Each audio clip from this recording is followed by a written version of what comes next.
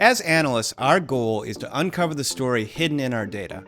Regression analysis is a powerful tool that allows us to understand patterns, identify key factors, and use data-driven reasoning for effective strategies. We'll cover the basics of regression in this ultimate introduction to regression today on Art+Science.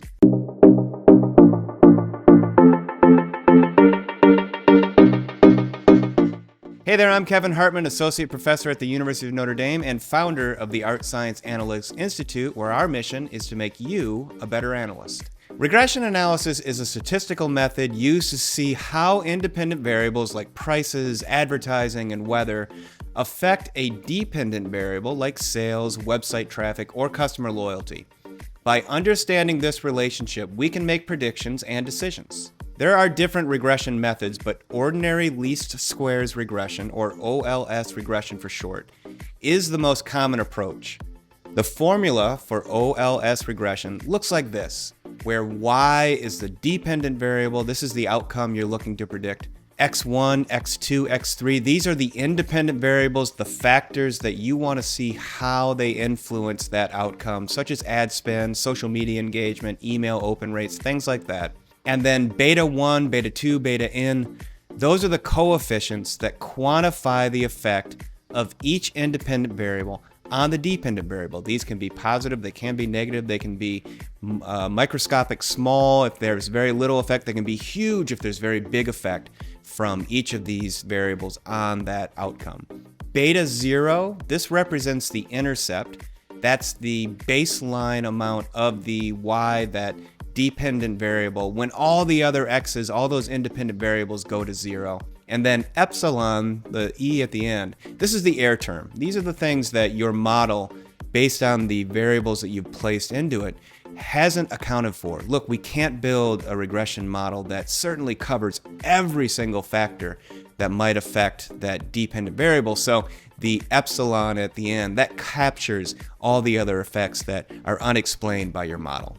The reason we run regressions is to help predict things. For example, we could use regression to predict sales, that would be the Y in our formula, based on how much we invest in digital marketing spend, that could be X1, and how successful our email campaigns were as measured by engagement rates, that could be X2. We might also want to include weather patterns, that could be X3, or any other variable that we think might impact our sales. In addition to its predictive power, regression analysis also has the added benefit of helping us quantify the relative impact of each of those independent variables we place in our model. So in this case, we could tell just how much engagement rate, digital ad spend, and weather affects sales. These effects are measured in those coefficients, the B1, beta 1, beta 2, beta 3. This tells us whether or not it's more important for us to invest more in digital ads or focus on engagement rate, or how seriously we need to take weather into account when we are planning our campaigns. Now, along with OLS regression, logistic regression is another useful type of regression. It is helpful when predicting binary or categorical outcomes, such as whether or not a customer will make a purchase after interacting with an email campaign, or whether or not a customer will buy a product from you again after they have left a bad review or have returned a product they have purchased. We will save logistic regression for another video, but it's another great tool to add to your analytics toolbox. For now, let's dive deeper into OLS regression by covering these topics: correlation versus causation, regression use cases, and then key considerations for analysts when they are using regression. Regression offers a valuable framework for examining past performance and making evidence-based predictions in areas such as marketing and customer behavior. But when we are discussing regression, it is really important to understand the difference between correlation and causation. Regression measures correlation. It shows a relationship between variables, but it doesn't necessarily mean that one causes the other. A direct cause and effect connection between two variables is called causation, and finding one means that you are 100% sure that one thing causes the other. If I hit my thumb with a hammer, it's going to hurt. The hammer hitting my thumb has caused pain. That is causation. But finding two variables that move in the same direction at the same time, this is correlation. This is what regression analysis is finding for us. And there are all sorts of examples of correlations that in no way, shape, or form indicate causation. Tyler Vigen's delightful website, Spurious Correlations, points out many humorous instances of misleading correlations, including the strong correlation between arcade revenue and computer science PhDs. These variables are correlated, they're clearly moving in the same direction at the same time, but it doesn't automatically indicate causality. In fact, there could be several other explanations for why this trend is happening. There could be reverse causation. This is, instead of arcades influencing an increase in computer science PhDs, could be the other way around. Perhaps those with a passion for gaming and programming are bringing back arcades. This is probably improbable, but it's fun to consider. There is what we call consequence of common cause, where a third variable, such as advancements in technology or a rise in interest for digital entertainment, are simultaneously impacting both arcade revenue and computer science graduates. Therefore, both are increasing due to a shared underlying factor. There could be indirect causation, meaning there may be an indirect effect at play here, where one variable affects another through a chain of factors. For instance, the growing number of PhDs could be creating more excitement for the tech industry, which could in turn be driving growth in gaming culture. In this way, the two variables are indirectly connected to one another, although there is a connection. It's just through a third indirect factor. And the correlation between computer science PhDs and video game revenues could just be pure coincidence. Sometimes it is purely coincidental. With so many events occurring in the world, there is inevitably going to be instances where unrelated trends seem to align. Correlation should be seen as a starting point in research for analysts, but more rigorous testing is always needed to prove cause and effect relationships and eliminate any confounding variables and random chance. Causation is usually shown through controlled experiments, and those experiments must be designed correctly. They typically take a lot of time to complete, and they always cost a lot of money. Luckily for us, there aren't a lot of instances where 100% certainty that would come from a well-designed experiment is needed before we can make a decision. For example, it would be great to know with 100% certainty that our company's sales were absolutely the effect of our advertising spend and not a result of seasonality or competitors' pricing or weather or some other factor. But if I'm a good marketer and my gut tells me that the ad campaign I invested in wasn't good enough to drive sales, a well-executed OLS regression analysis that shows a low level or no correlation at all between my ad spend and campaign and sales should be enough to validate my instincts. I don't have to go off and spend several months and invest gobs and gobs of money just to get to the same answer, only this time with 100% certainty. So when should I use regression analysis? I should employ it anytime I want to uncover connections between factors and outcomes. It's easy to do, it is inexpensive, and the only thing that limits its accuracy is the volume of data that I can pull into my model. As a result, there are several use cases when regression is a good fit, and here are some of the most common applications. Use regression to measure the impact of multiple variables on a single outcome. As we talked about earlier, regression analysis can show the influence of multiple independent variables on a single dependent variable. For example, if I am running a multi-channel campaign through Facebook, Google, Snap, all the other digital channels, regression can help determine the impact of each channel on conversion rates. This will allow for more effective budget allocation and will identify areas for improvement. Use regression to predict future outcomes based on historical data. Regression is perfect for predicting future behavior based on past data. By analyzing patterns in historical data, it allows for informed predictions about future performance. For example, this can be used to forecast outcomes such as sales, website visits, and customer lifetime value, or even the impact of price changes.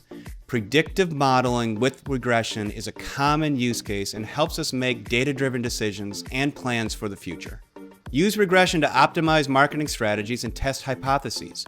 Regression analysis is useful for testing hypotheses and validating assumptions. It allows you to determine whether your theories about your investments, customer behavior, or your sales are correct or not.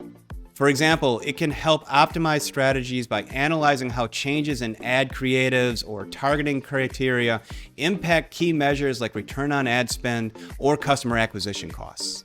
And finally, use regression to control for external factors. There are often variables beyond your control that can impact your business results. Regression helps control for these factors so that you can accurately analyze the impact of your marketing and your sales efforts. For example, if sales decrease in a certain month, regression is a perfect tool to determine whether it was due to marketing or external factors like seasonality, competition, or economic conditions.